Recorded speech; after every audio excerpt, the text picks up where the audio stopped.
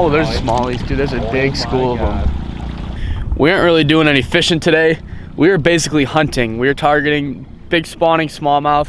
We got the step ladder. We got one of the clearest lakes in North America, basically. And hopefully we got some big smallmouth on beds, because we get just a perfect sunny, calm day for this. This is what you come up here for, Northern Michigan. A perfect day of sunny, no wind, and big spawning smallmouth. And look at that. Look at that water. You can see, what's the clarity on this? Like 30 foot? At least, yeah. No, I'd say 20, yeah, 20, 30. Yeah, it's like Caribbean clarity, Caribbean blue. This should be a blast. I feel like a pirate on a crow's nest. About 5 feet up on a ladder, and this is how we're trying to spot these smallmouth. We got the outboard on. He's directing the boat with the trolling motor. I'm up on the ladder, and we're cruising these flats, looking for these smallmouth that are either just kind of roaming around, making beds, anything like that. So we're not going to stop moving until we find a good concentration of them. Oh, that's a rock. That's a rock. It's not a fish. All right, we've located our first fish on a bed. You can probably see it. It's right. Nah, there's a glare. Yeah, well, I'm gonna spin this. No, I think you can. It's next to that big boulder. Right there. Poor fish is so obvious. He sticks out like his sore thumb. All right, so we got the drone's eye view. Dude, throw that tube in there. Get some on the bottom. I'm going to. You keep running that out. Yeah.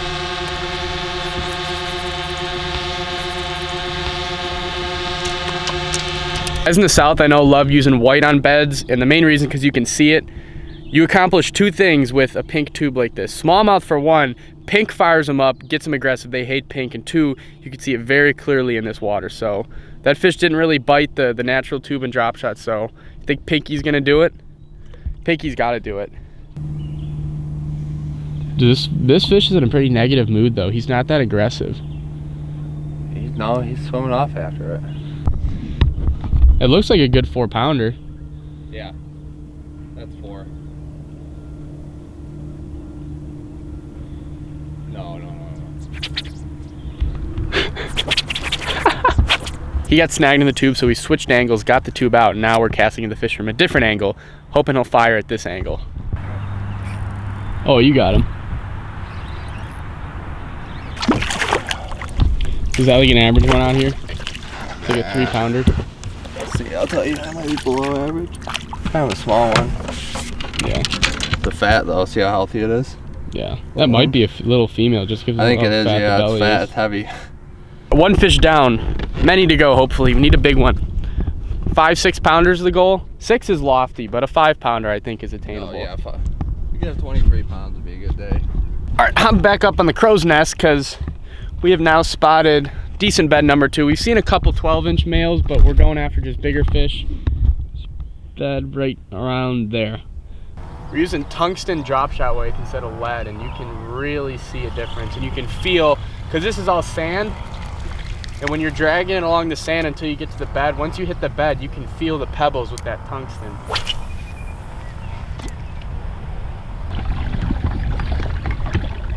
That makes me feel better about myself. It was empty. That is such a massive bed. Nobody's home on that one, so we marked the bed to come back later potentially and keep moving. Just spotted another fish, and this one looks like a mondo. This one looks like a big one. So I'm hoping this one's gonna cooperate. First one took a little bit. Other two, there was nobody home. This one's got a bite.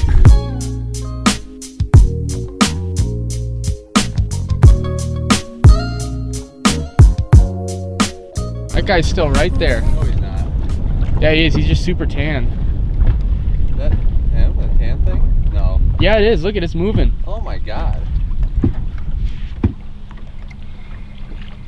Drop right on it. See what he does. Pull a long line. Hold on. Oh my god. Oh my. Really? How many times did we take Oh a cast God. there? That was not a smart one. This is why, yet another prime example of why spawning smallmouth need to be protected. We cast it on it so many times, we're like, oh, there can't be a fish there. You didn't hit, because these fish usually, you get it on their beds. We must have just been missing or something with the angle.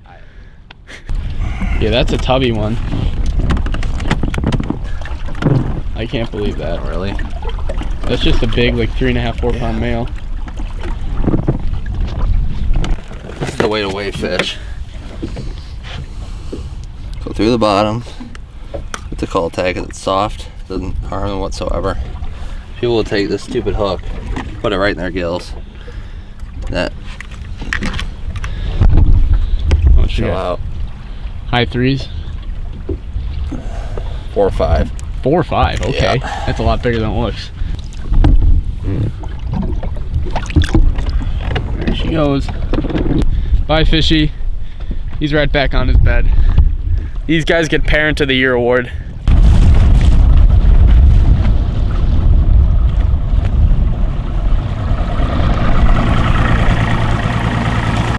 We have found another bed. We're in the thick of them now. There's him. There he is. Finally, I got one of these fish, and this is another. Yeah, this is another 4 pounder.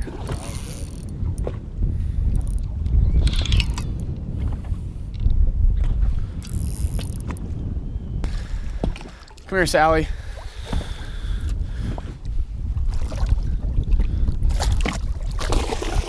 Oh, he just started water skiing. Yeah.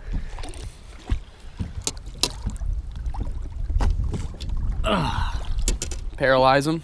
There's a beautiful fish. You know about that, right? Like if you hold them by their belly. That's why. Yeah, that's why. A paralyzing trick. If you guys didn't know that, smallmouth, you grab them by their bellies for whatever reason, it paralyzes them a little bit. They don't move. Going back over to its bed. Another beautiful male. We're gonna drop him, I should say. Let's be politically correct nowadays.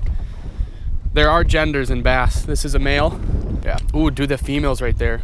Oh yeah. Hello. Alright. Wait, should we put him in the box and try to catch that one? Yeah. Yeah. That's a big one. Okay, you gotta do that. That's what I mean. See how she came out of nowhere? Yeah. We're about to let this fish go on his bed, but we gotta keep him prisoner in the live oak for 2 minutes while we catch the big female. Then we can let them both go. We'll just drop that bass. We'll mark it and come back. All right. Sorry, fish. Hope you enjoyed your stay.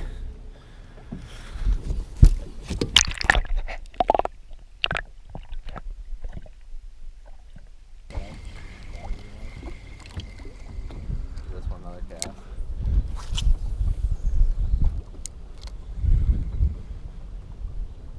We'll go up and we'll come back shallower. Come back and forth.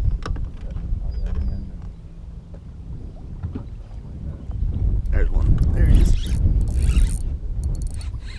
Oh, it's a big one, yeah, dude. I saw the big ones up there, white, like that. Yeah, he was way into that boulder. Well, that's a big one. Oh, that might be close to 5. Yeah, that'll be Perfect. pretty heavy. Oh, that's got to be a 5 pounder. Oh yeah. We'll weigh him. Hold on. Shallow enough. That's all day. Yeah. Right in the roof of the mouth. Perfect. That's why that drop shot. Oh, he was barely hooked. He just came right out. Whew. There we go. There's a giant one. Just caught this big one fan casting across the big boulder. She's not a giant, but it's getting close. I think it's around a 5 pound fish. Biggest one I've caught of the trip so far. We put her in the live oak just for a minute to cool her down while I set the camera up and got all this stuff out, because I don't want to hold the fish out of the water. Barely 19. Yeah, 19-inch fish. 19. I'll bet you it's a very close to 5 pounds, if not 5 pounds. Easy. 415. 415. Yeah. Yeah. So just caught this fish. It's 415, basically a 5 pounder, 19 inches, Northern Michigan Gigantor. I'm not even sure if this is a male or female either. It's got the girth of a female, so I'm gonna guess it's just a big old female. Again, like I keep saying, conservation of these fish is so important. This fish is probably upwards of 20 years old. It takes a very long time to grow smallmouth this big up in the north. All right, we're gonna get a couple pictures and let her go back on the boulder.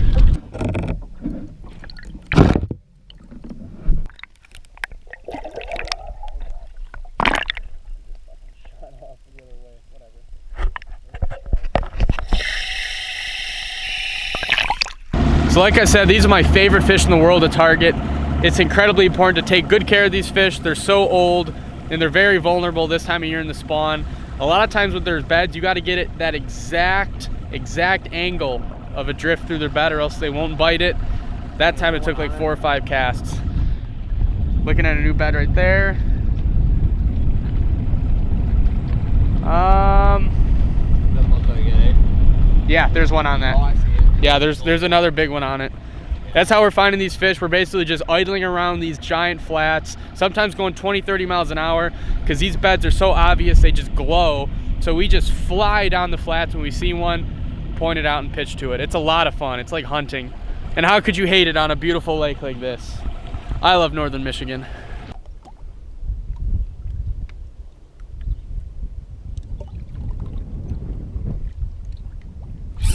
There he is.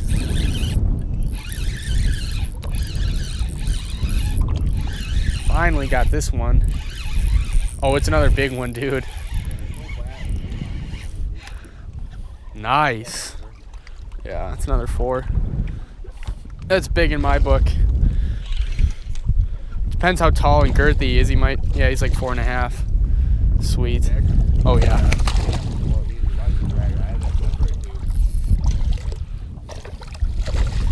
Shaky head to the face.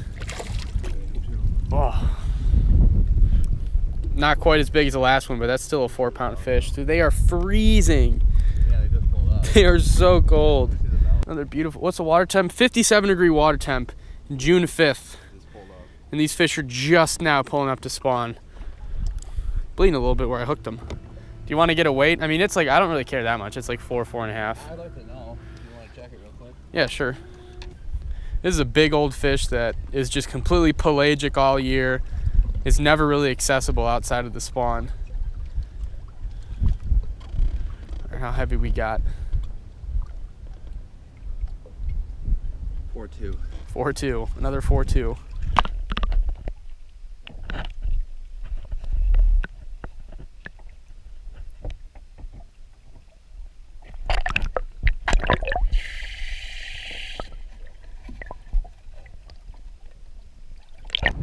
This has been another unreal day of smallmouth fishing.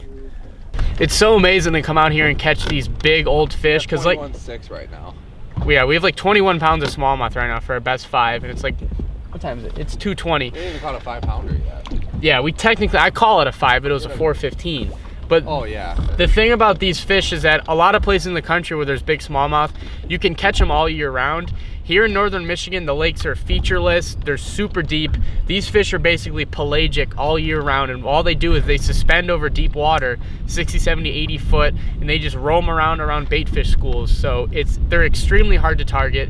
These fish you rarely ever get a chance at outside the week or 2 in June when they spawn. So to come out here and be successful at targeting these big fish in a place where you can't really target them other than right now, it's really awesome and special. And the water's just beautiful. That's why it's not like Green Bay, it's not like New York, anywhere like that where you can catch them year round on like summer shoals and rocks. There's nothing like that in these lakes. So all they come up shallow to spawn, and then the rest of the year they're out deep and you can't touch them.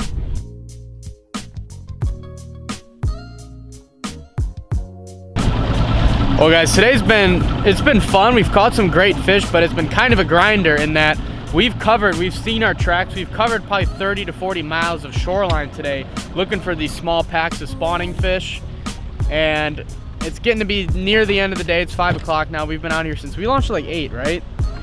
Yeah, another long day in the water, another long day in the sun. It's pretty dark right now. I got a sweet tan line going on, I'm sure.